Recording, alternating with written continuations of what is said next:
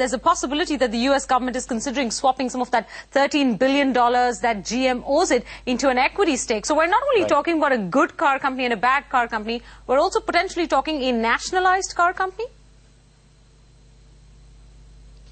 I don't know if I'd go as far as to say that it would be a nationalized automaker. Listen, it's been clear from the beginning that in some capacity, the federal government will have a stake in General Motors, at least initially, as it goes through this bankruptcy process, if in fact that's where it winds up going. So what's being discussed here is what's the best way to give General Motors the cleanest balance sheet possible if it has to go into bankruptcy. Is it by putting that debt in some form of being repaid before the equity holders? Probably not. So let's see if the government takes an equity stake instead. All of this needs to be hashed out over the next 6 weeks, and this equity stake is one idea that has been floated out there. But I'm not sure that I would go as far as to say it's a nationalized company, because that gives the impression that you have the federal government dictating the models, the lines, and while some of that is happening in the restructuring of General Motors, they will not be running the company day to day. What do you think, Phil, of this good car company and bad car company? Just to elaborate a bit for our viewers, the concept of moving some of GM's most viable brands into a good company that can go in and out of bankruptcy really quickly, let's say in a couple of weeks, with just about $8 or $9 billion of federal assistance, and then move in all the other liabilities, including the pension plans, etc., into a bad car company that could need a lot more federal assistance, going all the way up to $70-80 billion, and would take a lot more time to liquidate.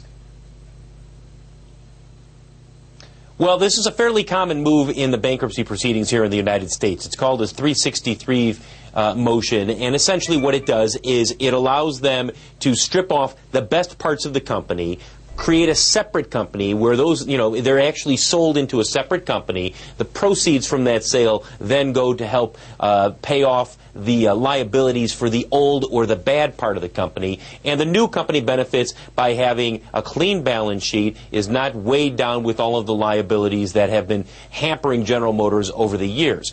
The issue that is out there is whether or not this can happen as quickly as some have suggested. We've heard talk in Washington of this being a surgical bankruptcy, a quick rinse, maybe in and out in a matter of 2 weeks or 3 weeks. The problem is almost everybody that I've talked with in the bankruptcy industry, lawyers, those who work closely with companies that have gone through bankruptcy, they all question how quickly this could happen. In fact, I talked with one lawyer yesterday who said, listen, if the federal government did a great job of locking everything down in advance, it would be lucky to get through this proceeding in 90 days. So I think there are some serious questions out there about just how quickly the federal government in bankruptcy court could create this good GM.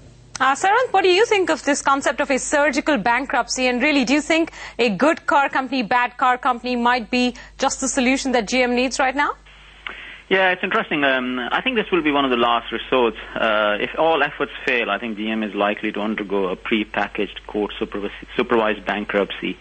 There are a few upsides to this. There could be an assurance to bondholders that a small, more viable GM is likely to survive, and therefore pressure them to support it. The challenge is with the bankruptcy is GM would need what they call in U.S. a debtor-in-possession financing, which would have to be funded by the banks or by the government, or the government might have to pressurize the banks to support it.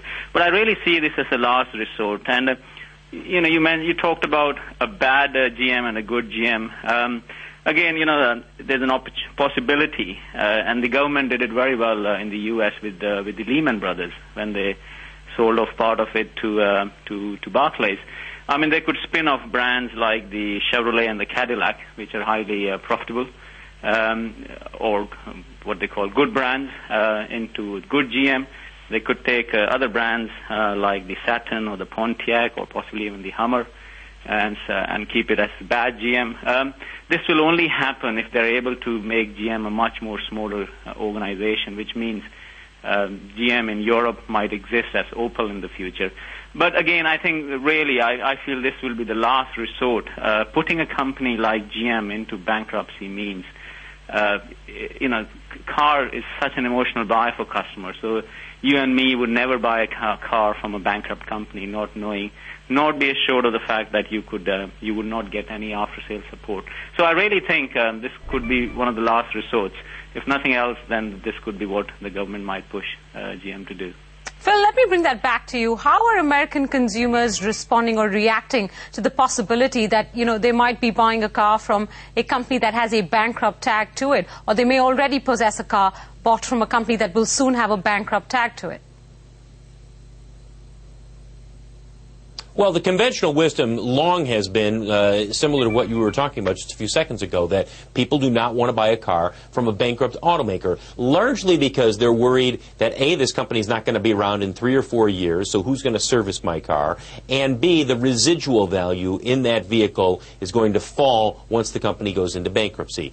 As far as the repairs and the concerns about who's going to take care of that car, President Obama coming forth and saying, listen, all Chrysler and GM warranties will be honored by the federal government, that probably helped to a certain extent ease some of the concerns that might be out there with consumers. The residual values is the question mark. Nobody knows for sure what exactly will happen to those residual values if General Motors were to go in bankruptcy. And you're right, this is a highly emotional purchase, probably the second largest purchase after a home that people will make. And at the end of the day, the question becomes, when somebody is driving out to buy a new car, will they stop in the showroom of a company that is in bankruptcy, even if they think in the back of their minds it ultimately will come out of bankruptcy, or do they say, you know what, I don't even want to take that chance. I'm going to go down the street and I'm going to go to an automaker that is not in bankruptcy? That's the real question that's out there. Well, Sarwant, if this is the last resort, then what are the first few options that face GM right now? I know the company did offer a restructuring plan earlier on to the Obama administration, which was rejected, post which Rick Wagoner was asked to step down. And they seem to be working on an out-of-court restructuring plan even now. What do you think that should contain or will contain that might help GM avoid bankruptcy? Again, I think a few things there needs to be considered. One is the debt for equity swap. I don't think GM can ever pay back the debt it owes to the bondholders. So I think all of them need to agree, the bondholders, the unions, they all need to agree and come together and swap it with equity. And that would help. The other thing I think might help is GM to really get rid of some of the brands and maybe sell off certain brands like Who's going to buy, Sarwant? I'm sorry to interrupt you, but in this auto market, who's going to buy?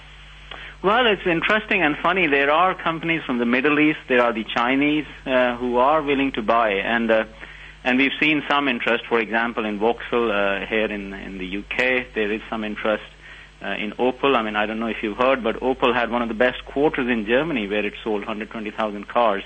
I think the best in 10 years. Okay, a lot of it was because of the new car scrappage. But, these brands are strong outside, or even Hummer is in some ways is a strong brand. So there are organizations there who are willing to invest. I think there's a huge interest coming from Middle East to own actually a car company in the future, and they're quite cash rich thanks to the oil. So there are a few buyers, but again, they'll be very selective, and you're absolutely right. In this economy, it will be a tough decision, and it's not an easy. So, like Phil said earlier, if they go into a bankruptcy and they have a good GM, but they need to then get out of that bankruptcy very quickly, you're not going to find somebody very easily. So, I think those are a few options which are open to GM.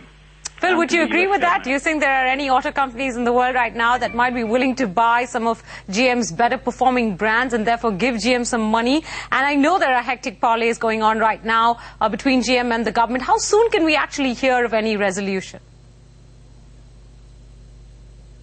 Yes, there are companies that are interested. Hummer is likely to be sold, I'd say, within the next week or two. It's going to go for a fraction of what it once might have gone for before oil prices spiked. I wouldn't be surprised if we see a Chinese manufacturer buy Hummer, with the idea being that you can take this brand, which has great appeal, particularly in the Middle East and in some developing markets, and then use this brand to grow overseas. Saturn has a phenomenal dealer network here in the United States. If you are a Chinese auto company looking to get a foothold in the United States, if you can convince those dealers that you are going to take care and grow Saturn, there's a great opportunity to come into the United States there. So there are opportunities here. Now, none of these brands are going to go for anything close to what they should have gone for 3 or 4 years ago, and that's what people will point to when they say, there's the problem with General Motors. They waited too long. They should have sold when the market was high. Instead, now they're selling these as distressed assets. But there will be bidders for all of the brands that are out there. And how soon can we expect any sort of resolution, coming out from those parlays between GM and the government?